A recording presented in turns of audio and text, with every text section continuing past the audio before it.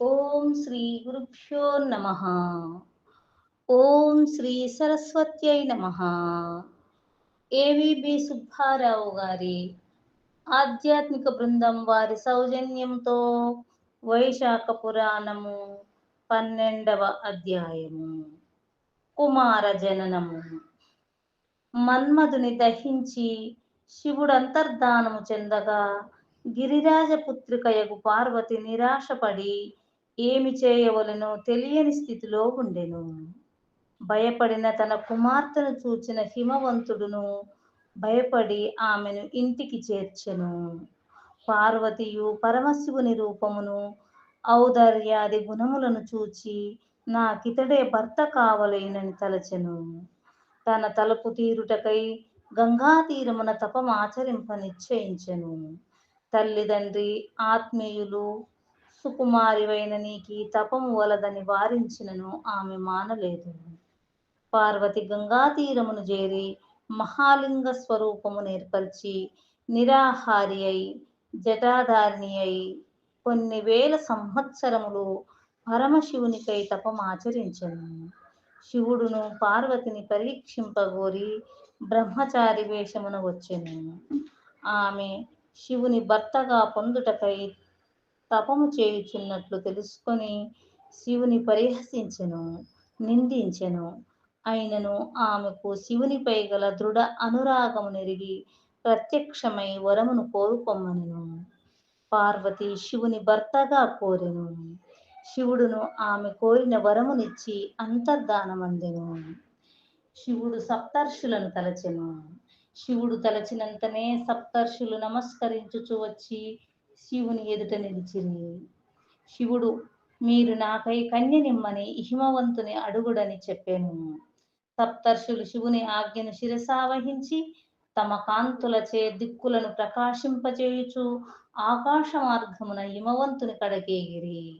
హిమవంతుడును వారికి ఎదురు వెళ్ళి నమస్కరించి గృహములోనికి తీసుకొని వచ్చి పూజించెను. వారిని సుఖాసీనుల గావించి మీరు నా ఇంటికి వచ్చుటచే నేను ధన్యుడనైతిని.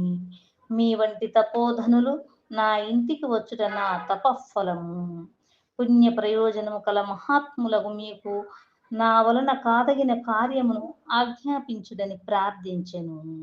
అప్పుడు సప్తర్షులు నీవు మాటలాడిన మాటలు యుక్తములై ఉన్నవి. మా రాకకు గల కారణమును వినుము.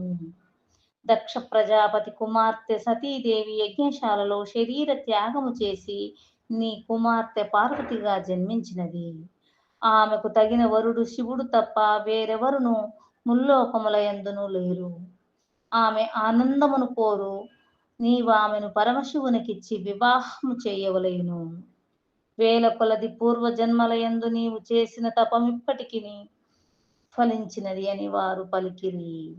హిమవంతుడును సప్తర్షుల మాటలను విని నా కుమార్తె నారచీరలను కట్టి గంగా తీరమున శివుని భర్తగా కోరి తపమాచరించుచున్నది. పరమేశ్వరుని వివాహమాడుట ఆమెకు మాకు ఇష్టమే.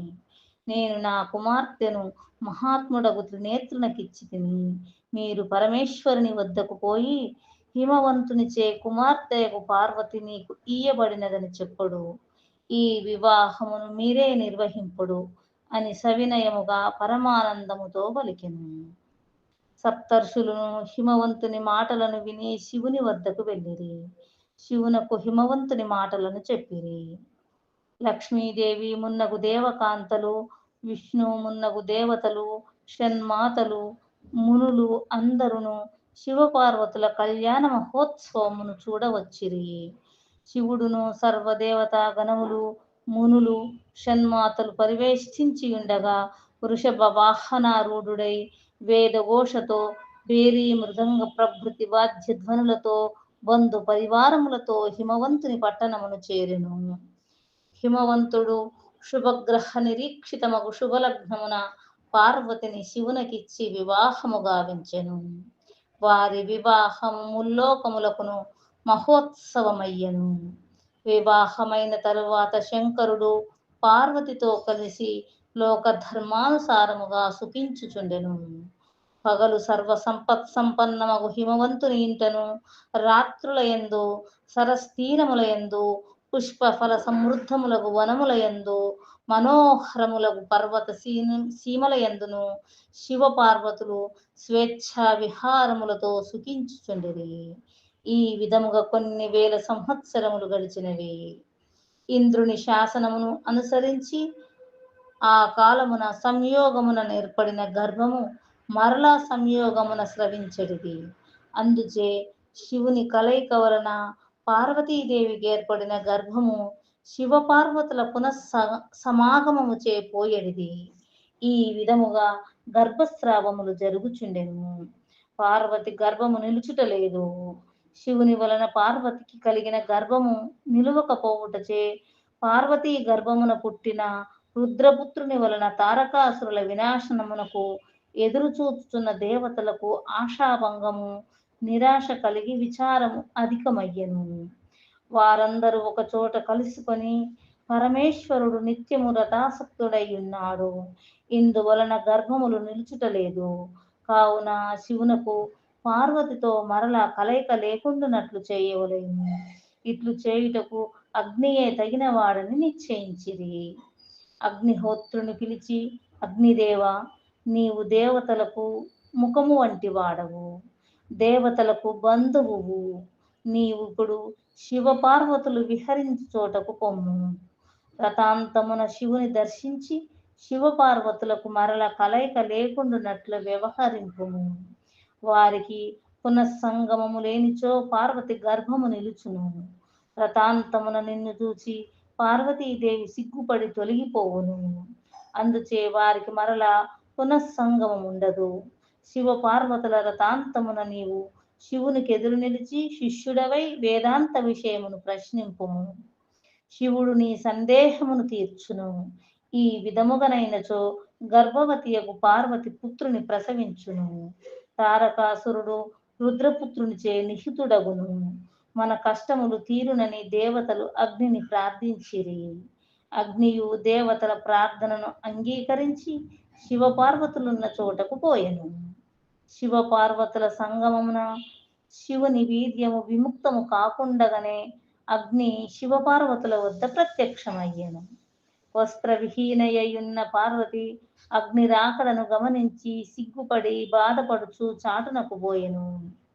శివుడును పార్వతి తన దగ్గర నుండి దూరముగా వెళ్ళుటచే అందుకు కారణమగు అగ్నిపై కోపించి, మా సంగమమునకు ఆటంకము చేసితివి. వీర్యపతనమునకు స్థానము కాదగిన పార్వతి ఇచ్చట లేకుండుటకు నీవే కారణము. నా ఈ వీర్యమును నీవే భరింపుమని పతనోన్ముఖమైన తన వీర్యమును అగ్ని అందించెను. అగ్నియును దుర్భరమగు శివవీర్యమును భరింపలేక బాధపడుచు ఎట్లో దేవతల యుద్ధకు పోయి జరిగిన దానిని వారికి చెప్పెను. దేవతలను అగ్ని మాటలను విని శివవీర్యము లభించినదని సంతోషమును, ఆ వీర్యము నుండి సంతానం ఎట్లు కలుగునని విచారమును పొందిరి. అగ్నిలోనున్న శివవీర్యము పిండి రూపమున పెరుగుచుండెను. పురుషుడగు అగ్ని దానిని ప్రసవించుట ఎట్లు విచారపడిన అగ్ని దేవతలను చేరి రక్షింపగోరెను. దేవతలు విచారించి అగ్నితో కలిసి గంగా నది యొద్దకు పోయిరి. ఆమెను బహువిధముల స్తుతించిరి. నీవు మా అందరికినీ తల్లివి, అగ్ని జగములకు అధిపతివి. దేవతల ప్రార్థనను అంగీకరించెను. దేవతలు అగ్నికి గర్భమున విడిపించుకొని మంత్రమును ఉపదేశించిరి. అగ్నియు దేవతలు చెప్పిన మంత్రబలమున తనలోనున్న రుద్రవీర్యమును గంగా నదిలో ఉంచెను. గంగా నదియు కొన్ని మాసముల తర్వాత ఆ రుద్రవీర్యమును భరింపలేకపోయెను.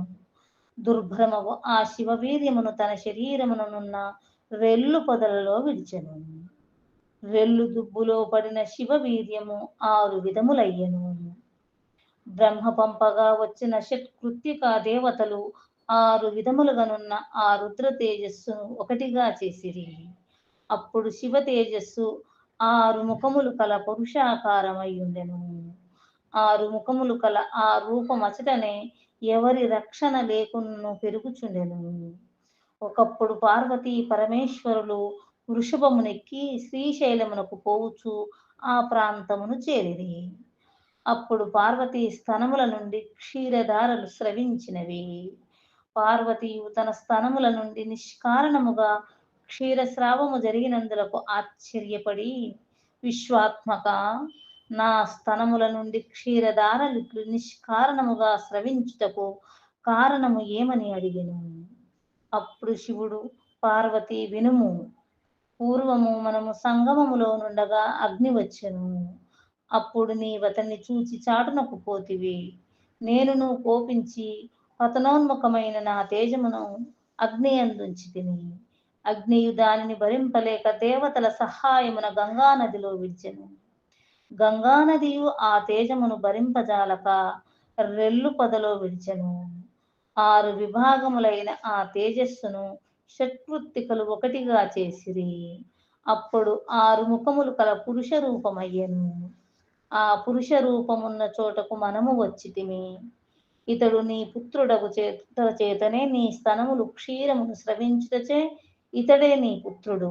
నా తేజస్సు వలన జన్మించినవాడు. ఇతడు శ్రీ మహావిష్ణువు సమపరాక్రమశాలి. వీనిని నీవు రక్షించి పాలింపుము. వీని వలన నీకు మిక్కిలి ప్రఖ్యాతి వచ్చునని శివుడు పార్వతితో పలికెను. పార్వతియు శివుని మాటలను విని ఆ బాలుని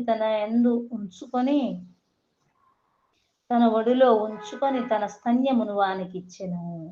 పరమశివుని మాటలచే ఆ బాలుని యందు పుత్ర వాత్సల్యమును చూపిన పార్వతి వాని యందు పుత్ర స్నేహము నంది ఉండెను. ఈ విధముగా ఆ బాలుని తీసుకొని ఆమె కైలాసమునకు వెళ్ళెను. పుత్రుని లాలించుచు ఆమె మిక్కిలి ఆనందమునందుచుండెను. రాజా, పరమాద్భుతమగు కుమార జననమును నీకు వివరించితిని. దీనిని చదివినను వినినను పుత్ర పౌత్రాభివృద్ధి నందుదురు, సందేహము లేదు. మన్మధుడు తపస్వియగు శివునిపై బాణ ప్రయోగమును చేసి వాని తపోదీక్షకు భంగము కలిగించి శివుని కోపమునకు దుఃఖము నందినను మరుసటి జన్మయందు వైశాఖ వ్రతమును చేసి పూర్వము కంటే గొప్పవాడయ్యను.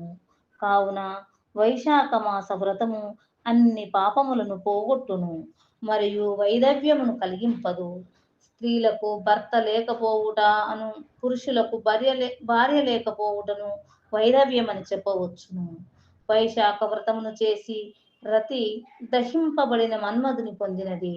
మన్మధుడును దగ్ధుడైనను వైశాఖ మహిమ వలన భార్యను పొందెను.